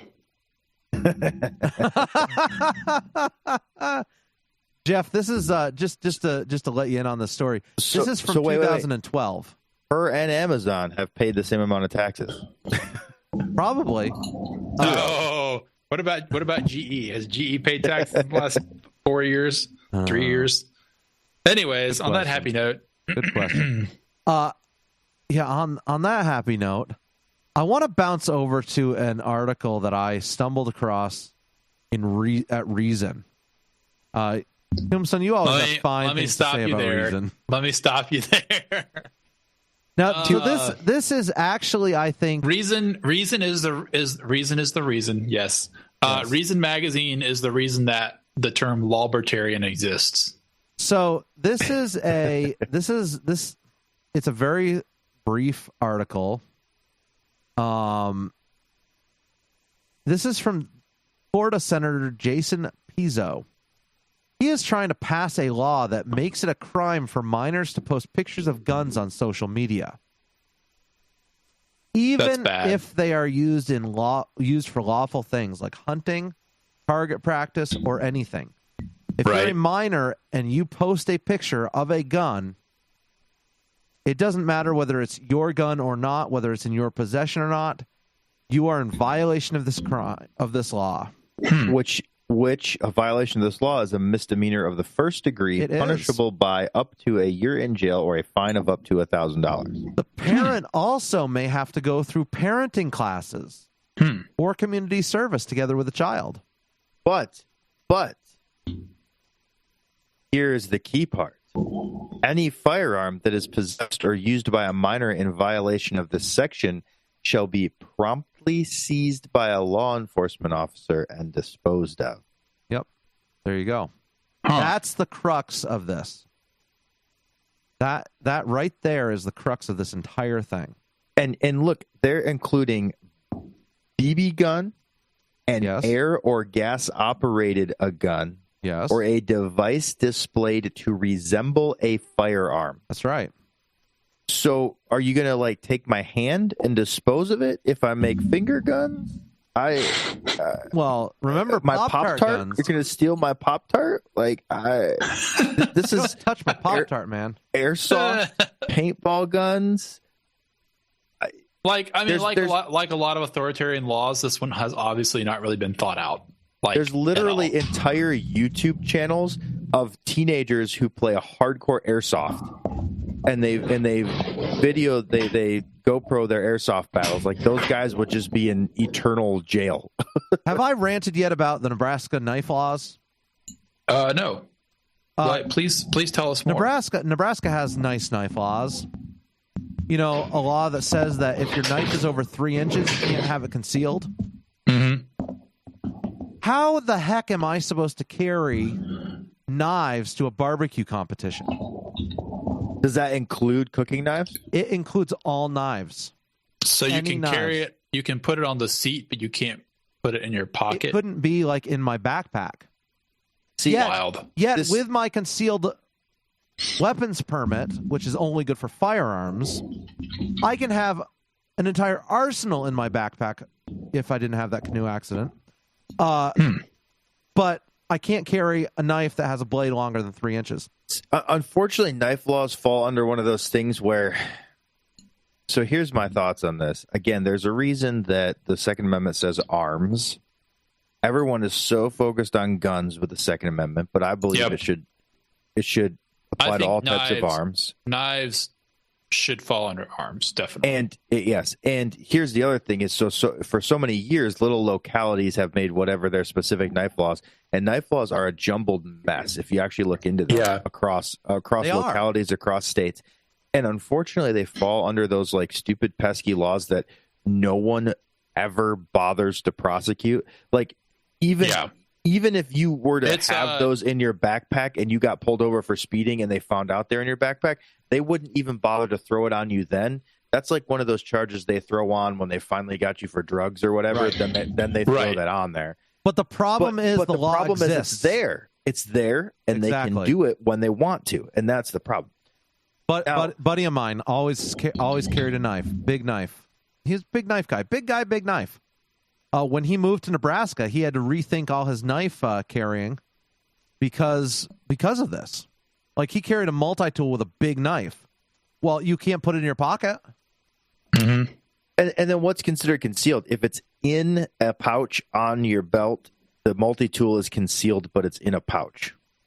Right. So technically that would be illegal. But because that's like a gun in a holster. Oh man. But you get the wrong prosecutor and it's a violation. But knife laws are a joke, but let's not get away from this article here with this thing in Florida. This is an utter lunacy joke. Absolute lunacy. And it's ridiculous. It's First Amendment, Second Amendment. It violates everything. Violates all the amendments. It violates basic sanity. Now, let's go to. I think I sent you guys the article. Is it Missouri, Mississippi? Missouri just passed the law requiring. Did it pass? I don't know if it passed. It may not. I don't think it passed both chambers. So I think Missouri's it passed the Senate trying to pass a law that would require. Let's find it. I want to get the facts right because you told us that we're both right. We're both factually right and hopefully morally right. I prefer playing fast and loose with the truth, but that's just me. All right, so let's see here. Not really. That's the description of your life, right, Tombstone? Fast and loose. No. Fast. Well, never mind. Never mind. A proposed bill introduced. It would require. They call it the McDaniel Militia Act. Proposes that every resident of the state of Missouri shall own at least one AR-15 rifle. A resident, the language, is someone who is 18 years or older and under 35 years of age who is not prohibited by law from possessing a firearm. Okay, guys. I have mixed emotions on this. I don't think that someone should have to own a firearm. I don't even have mixed emotions on this. Yeah. This is a retarded knee-jerk reaction by quote-unquote conservatives on the other side of the aisle to push back. This is stupid. Look, I like the idea of an armed society. I think it's a horrible way. I think it's horrible to legislate it. Yeah, you can't force me to get. Now, again, they're doing this under the guise of, okay, if you're between these ages, you qualify as the militia, and the militia should be prepared or whatever. But no, I'm sorry. And here's the thing. Here's more text from the bill. Any person who qualifies as a resident on August 28, 2019, and who does not own an AR-15 shall have 1 year to purchase an AR-15. Any resident qualifies as a resident after August 28, 2019, and does not own an AR-15 shall purchase an AR-15 no later than 1 year after qualifying as a resident. That'll never pass the sniff test with the Supreme Court, by the way. Unless they declared a tax. Well, unless they declared a tax, exactly. but get this. That's awesome.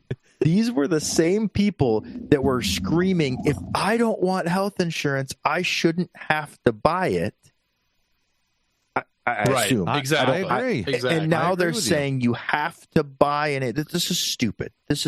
Stop making a fool of yourself. Don't be stupid. Conservatives and Republicans. Well, okay? There's a reason why state legislators are state legislators, Jeff.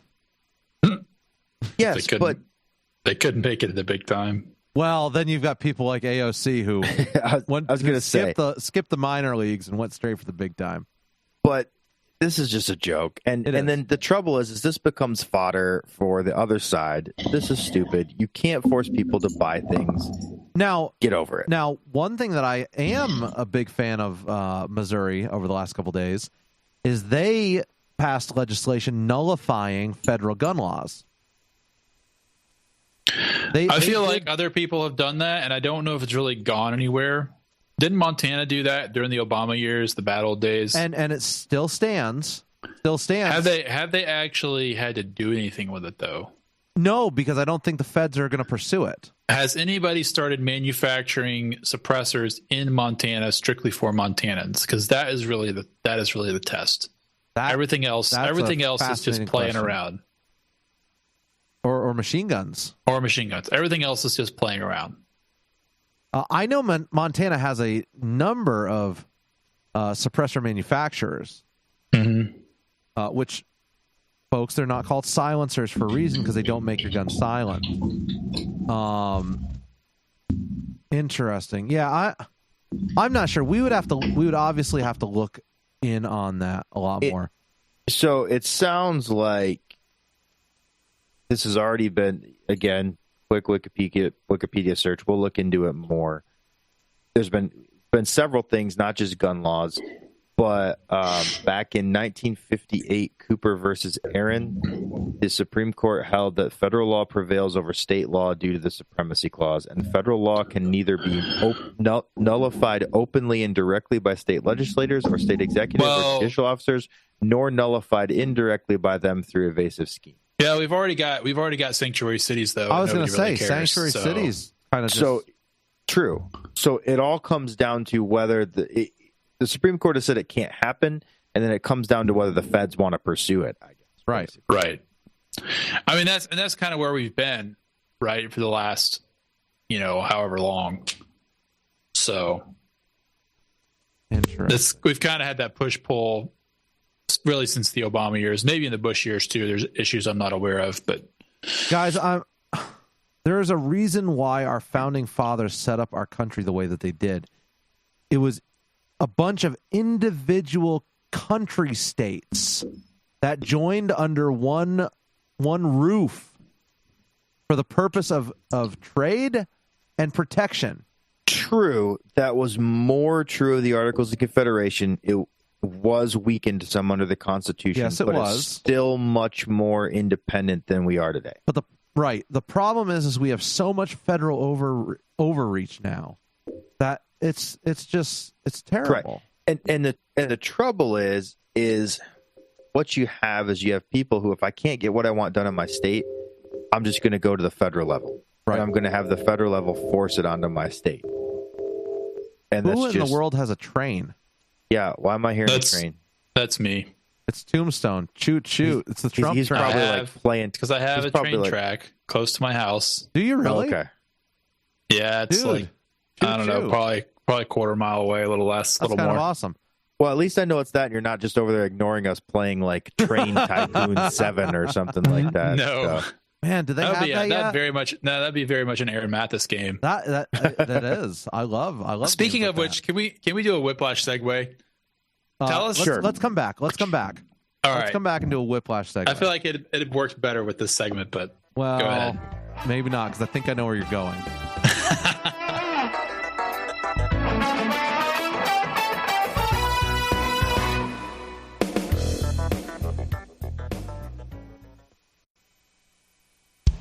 Must have been a bad batch around here because Floyd counties went crazy in the last 4 days.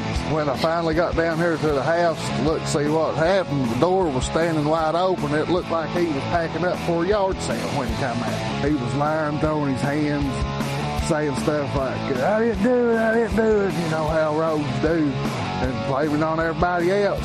He did pull a gun on me when I got back around the house because I guess he thought I was upset with him. Who steals a cheese grater? He's got the words, Lysol. He stole an empty bottle of spray. What got me the most was my soap. He stole my soap. Who steals soap? Who steals Tweakers, soap? man. Yeah. Tweakers. Or as I call them, Mexican Americans. Oh, my goodness. Have you never heard me say that before? I have, but not on the show, Tombstone. Oh, I'm sorry. That normally takes place off air. This is my safe space. I shouldn't have laughed at it. No, It's hilarious. Why would you not laugh? Jeff is screwed. Speaking of Mexican Americans, one of our favorite Americans has been revealed to be a tweaker. Really? Yep. Aaron, we need to talk about your unhealthy codependent relationship with Mama June. Yes. So Mama June got arrested the other day, guys. So if you don't know who Mama June can I be is, really, yes, really real here for a moment? Yeah, Sorry, I absolutely. didn't mean to interrupt your explanation. No, so go Mama June is Honey Boo Boo's mother in the execrable show. Here Comes Honey Boo Boo. Right. And which was basically redneck exploitation television. And I hate it was an absolute train wreck. Was it entertaining or not? I didn't find it that I never entertaining, actually. Okay, so that's good. That's good. So I never watched it, thankfully. So as a result, the family made a little bit of money. And when was it on? So it was like pulled off early the mid air. 2000s. No, man, it's actually a lot more recent than that. It didn't get pulled off the air until 2014. Which honestly feels like ancient history because that's when before Mama Trump ran June, for president. Otherwise known as June Shannon, was apparently dating her ex, who was arrested for child molestation. Ugh. And so A&E or whoever had it on the air pulled it off the air at that time because they were like, we can't have none of that. Yeah. And then she goes on to do another show for another series called From Not to Hot,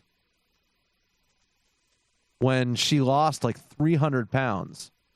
And honestly, I can say she did not go from not to hot. She went from not to nah. She did get a makeover though. She got skinny. I'll give her that. She looks better than she did. I'll give her. Look, she looks a lot better than she did. But still, I'm going to the no. Apparently, with fame and a little bit of cash money came substance abuse. Apparently, which is probably true of most people with fame and cash money. So yeah, she and her boyfriend were arrested in Alabama last week up near Huntsville when apparently there was a domestic assault broke out in the parking lot of a gas station. Oh my goodness. Who was assaulting who? It was him assaulting her. Oh, okay. Ugh. Which is no shock because was it the she same seems to have the same guy or different guy? As in same guy from when? Same guy from the show? Off the other show. Yeah. No. So she was dating Honey Boo Boo's daddy, whose name was Honey Bear. Honey Bear. Just kill me now. Just kill me now. Or Sugar Bear. Sugar Bear. It was Sugar Bear, not Honey Bear. And she was never actually mixed up with your I'm nicknames. sorry. Yeah. She was never actually married to Sugar Bear. But yeah, so then she got back together with another one of her daughter's fathers. And she's got like 5 baby daddies or 4 baby daddies. It's bad. Just kill me now. I'm telling you, it's absolute wreck. Anyways, so yes, she was arrested with Eugene Gino Doak. He is not the same guy, Tombstone. Not the same guy. I'll take your word for it. I'm not Google. I'm not. You don't care. This garbage. Exactly. I'm sorry. This is not worth the Google. This is like Florida Man, Tombstone. As the listeners can tell, this is a Mathis segment. This is a Mathis generated segment. This is not a Tombstone or just Jeff. Our listeners, I'm sure, know who Honey Boo Boo is and know who Mama June is. I'm sure they know. I know who they are. I'm proud to say I've never watched that show ever. Well, it really is. It really is redneck exploitation. You need to go. That's you need to all jump it on is. YouTube and watch at least one episode. I've seen commercials for it. No, the show, the one show where they like sit around and see who can fart the loudest. It's terrible. It is. It absolutely is. I was going to say that would be our show, but I vetoed that segment. But well, you were the one who led the Mount McKinley segment way back over a year ago, where we spoke about America's Whitey Tighty and the skid mark. The skid mark. That's right. No, so she ended up in jail. She got out. Her boyfriend had to wait 24 hours to be released because he was assaulting someone. Reasonable. Right. Apparently, WeTV, they're sharing their concerns, sharing their viewers' concerns for June. Yeah, they're crying. They're crying all the way to the bank. Oh, of course, because it's going to be. They're going to make bank. I mean, oh goodness! Does she get money for being on WeTV and Live PD at the same time? I don't know. That's a good question. That's a good question. Tombstone, what were you going to ask me earlier before the break? Well, since we were talking about occasional Cortex, I was going to make a joke about communism. Ooh. And then I was going to do a whiplash segue and ask you about Farming Simulator. Oh, because my goodness. A dark joke is like communism. Not everybody gets, or it's like food under communism. Not everybody gets it. I cannot believe I messed that up. Wow. Should I retell it again from scratch? You can edit it. No, it's fine. Dang it. I like bad jokes. All right, well, that's the joke. A dark joke is like food under communism. Not everybody gets it. That's right. My occasional Cortex tie-in. That's good. Anyway, so you were tell us about your abiding interest in Farming Simulator. How do you know about this? I've tried to keep this under wraps, Tombstone. Because I follow you on Steam, and every time you play, it pops up on my Steam. If we're both up at 12 o'clock midnight. That's right. So I got into 6 years ago on a whim. So I was hanging out with someone who was like, hey, you got to check out this video of these nerds like playing this computer game. And I was like, really? And I check it out. Which is like half the internet. Which is so it's a simulator. It's a fun simulator that you like. You have your own little farm and you buy your tractors and everything. And does it do like floods and hail and destroys your crops? Unfortunately, we need a Nebraska farming simulator with apocalyptic weather events. There's a lot of things about this game that are very inaccurate and it doesn't do. But through modding, it's gotten a lot better. And so actually, one of my things is I play for the mods. Mm-hmm. And so you've got a lot of people who are creating new equipment, new like for some reason the game creators didn't integrate seasons into the game. Which is always stupid, right? Farming season. That makes no sense. As Jeff said, it's always farming season. But yeah, it makes no sense. They were from Florida. They didn't know. I want seasons and stuff like that. So modders actually came out and created mods to give you seasons and stuff, which is amazing.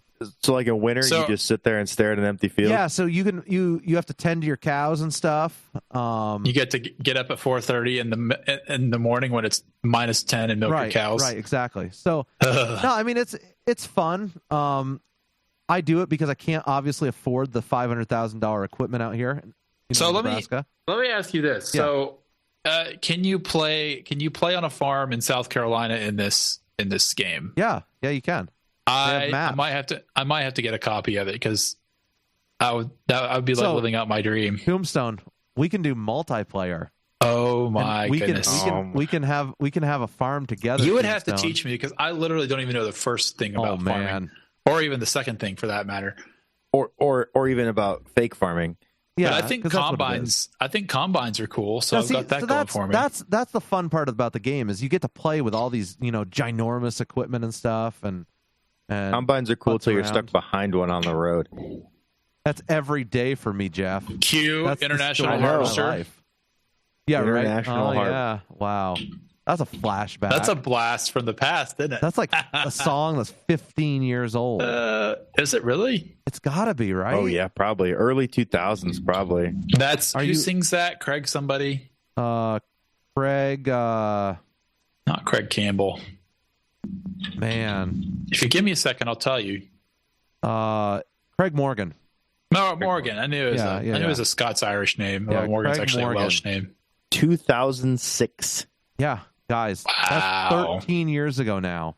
But She Thinks My Tractor's Sexy is that also in that time frame, 2004, 2005, somewhere in there? Probably close. It's back when the country music scene was actually trying to cater to that. Back when it was actually entertaining. Yes. You can always make the argument that country's not really country. Not anymore. I know people have been saying that literally for 40 years. 1999. I did not realize that song was that old. I have to give Kenny Chesney credit because he continues to put out a quality product decade after decade. So not everybody can do that, and he's still making hits. Honestly, he's one of those guys that I will go and listen to on occasion. Yeah. I'll play his anthology. But look at the I'm looking at the album cover. This album cover is like it's not like an overproduced modern album cover. It's just a picture of him and this chick sitting on a tractor having fun. That's all it is. It's not super saturated. There's no fancy fonts. It's just that. Guys, I've told you I've showed you my absolute favorite album cover of all time, right? No. That's I'm not gonna share it on the Facebook page. I can't do that. It's the Aerosmith. It's not Brown Chicken Brown Cow, is it? No, it's Aerosmith. It's Aerosmith Get a Grip. It's that CD. So you guys can Google that. Aerosmith Get a Grip. That's the CD cover. Jeff just saw it. Oh, that's awesome. It is very relevant to our farming winter content, yes. Farm simulator conversation. I think you should put it on the page. No, I don't know if I can. My mother follows this page. It's just a couple of udders. It's just a cow. Pierced udder. It's a pierced udder. I can't. With the title "Get a Grip." I can't. So it's a hipster cow. No, that's not what it is. Guys, we have completely devolved here. I love it. Our front porch is just amazing. In closing, guys, did you know the federal government will give you $1,000 to adopt a wild donkey? I'm in. I'm done. Then I don't have to mow my backyard. It's the Bureau of Land Management. I mean, Bureau of Land Management. Oh, my gosh. You're fired. Terrible. You're fired. Just shut it down. We're done. Shut it down. I had to do that. It's I had over. to do that. Yep. There we go. Any final thoughts on the at the end of the show here? Anything we didn't get to that we have to? I don't think so. Nothing I don't can say. I don't think we can top that. No, I think we've successfully labored everything. I think we're good. Check us out on the web, www.thefrontporchshow.com. Facebook.com/myfrontporchshow. We're on Twitter. We're on Instagram. I don't know what the addresses are for those, but you'll find them. Just Google us. Later.